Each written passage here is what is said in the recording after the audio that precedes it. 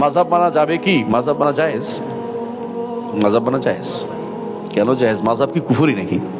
আবু হানিফা, মালিক, শাফি, আহমদ এরা কি কাফের ছিলেন নাকি? তো ইমানদার ছিলেন না? আলেমও ছিলেন না?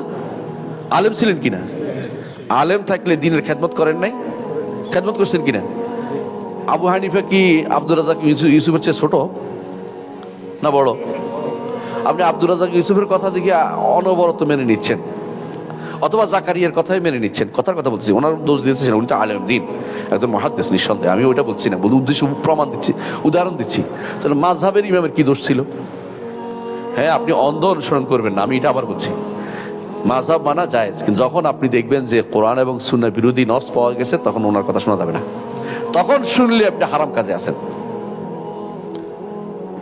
যতক্ষণ পর্যন্ত আপনার কাছে কোনো ব্যক্তির কাছে স্পষ্ট হবে না কোরআন এবং সুন্নাহ, তখন একটা ইমামের পথে চলছেন, বৈধ।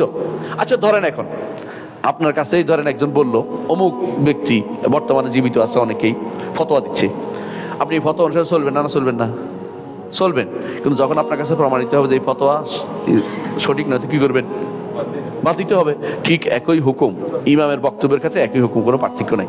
ইমামদের বক্তব্যের ক্ষেত্রে, তবে পার্থক্য হচ্ছে ইমামদের বক্তব্য লিখিত এবং নির্ধারিত। আপনার বক্তব্য মাঝে মধ্যে এমন ফতোয়া আসে পৃথিবীর কেউ বলে নাই, পৃথিবীর কেউ বলে নাই, আপনি জাহেল।